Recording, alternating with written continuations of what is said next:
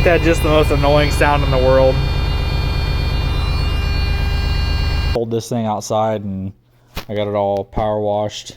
Tried to blast a lot of the grease and grime and shit off of the engine bay and stuff. So it was pretty grimy. But the goal for today is to kind of get a list together what I need and maybe start stripping some parts off. Like I'm gonna try to get this mirror off the hood and start looking into seeing how to take the hood off, because I want to take the hood off so I can really clean up the inside. I really want to clean up the inside of the hood and repaint the whole inside of the hood and stuff to match the truck.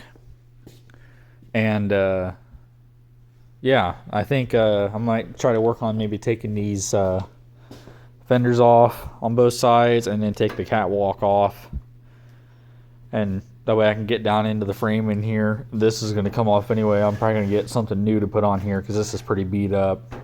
It's together somewhat of some of the stuff I need to get and the stuff I need to work on. This is all other stuff for the farm I'm going to work on, or has already started working on. But this is right here in this corner is the Freightliners stuff. So there's kind of a list. You can kind of see a list there of what all I've got planned to work on here in the near future. And so yeah, with that, I'll get started working on stuff.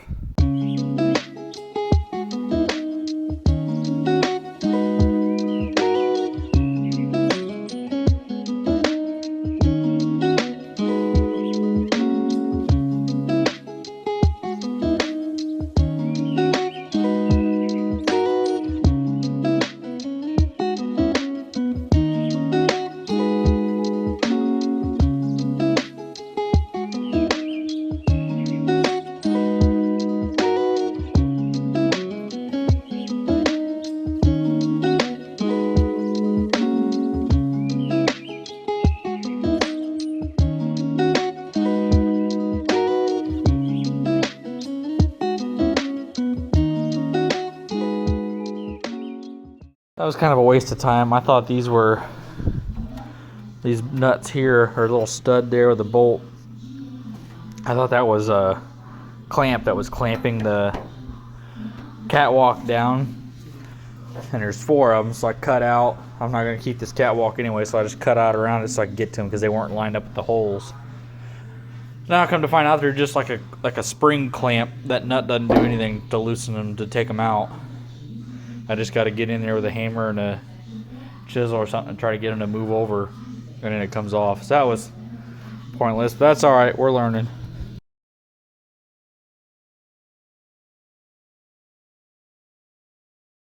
A lot.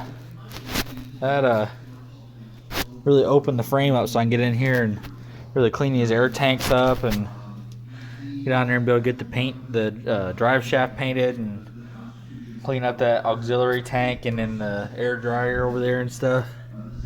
So yeah, that'll be nice to clean all that up. And then I'm gonna put down, I like to just put down just straight diamond plate, just a big piece of diamond plate. Yeah, there's the old one. So that's gonna go in the scrap bin. On the next project, since the muffler's off, before I work on anything else, we're gonna do something I've always wanted to hear on this thing. I think y'all know where this is going. I hope she'll start, because if it doesn't start, I might be a little bit disappointed. Oh yeah, baby.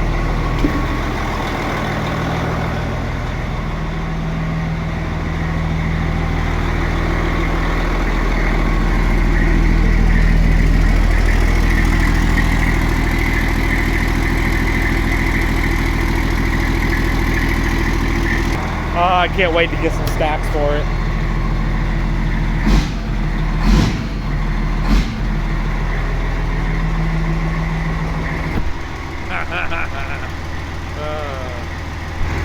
Okay, back to work.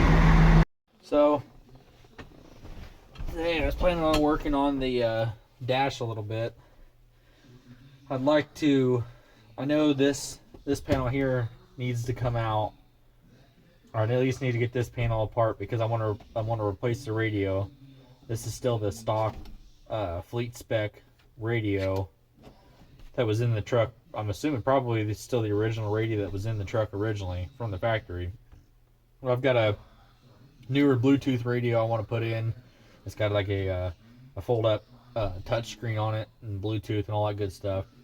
So I want to get that installed. I'm gonna at least try to get this radio out because I got a friend of mine that does audio work that I'm gonna have him come over and help me do the radio to make sure it gets wired in good. But the other thing I've been playing with the idea of is this is all like a wood grain finish right now, which is okay. It's not a bad looking finish by any means. It's not a bad looking finish by any means. But I would like to...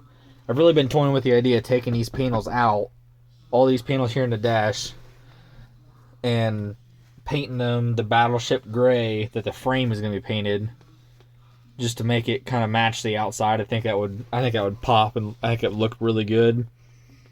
But yeah, we're going to rip this out, and hopefully it goes okay. Hopefully it comes apart okay, and I don't find any major issues or anything inside.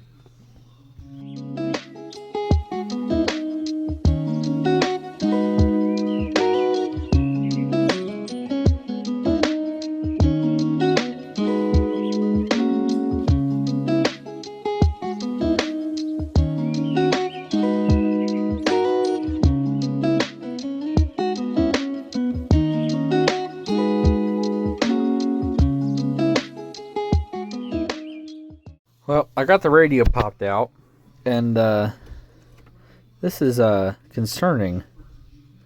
It's no wonder half the speakers didn't fucking work. Half of them aren't even hooked up. They're all... I mean, I know you're not supposed to use wire ties or wire nuts in vehicles, but I guess apparently just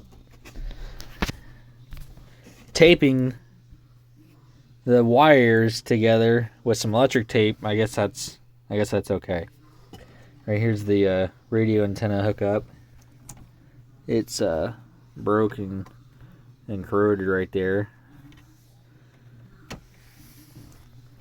which is fine. I don't really know that I was gonna, if I do hook up a radio or use the radio, like the FM AM part of the radio, I'll probably run a new antenna cable and put a new antenna up anyway, because the antenna that's on the outside of the cab is all messed up. I'm probably gonna take it out and close up the hole where it comes through, because it's all messed up, doesn't work anyway. So after getting the old radio out, I'm a big history guy, as far as I just like to know the history behind things that I'm working on and stuff. So in this truck I'm finding this used to be a Continental truck. I got the radio out, and on the top here you can see Continental Express written on there, and obviously this thing was worked on at some point. This truck number, I'm assuming that's what that 162 is there, that was the truck number, because that's not on the hood or anything anymore, and it looks like it was turned in for service because the lights were out in it, is what that says. That's kind of neat that this thing's been serviced at one point. Continental must have taken it out and sent it in to have it worked on. There is a wiring diagram on here right there that shows, let me flip it over, what wire does what. So I might go through and label all these wires in here so that way I know. So when I go to hook up the new radio, I know what each of those wires go to. It should make hooking up the new radio a lot easier.